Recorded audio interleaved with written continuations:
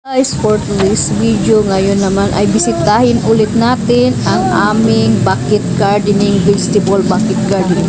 Ngayon ay pwede na tayo mag-harvest guys. Tingnan nyo. Napakaraming bunga ang kamatis.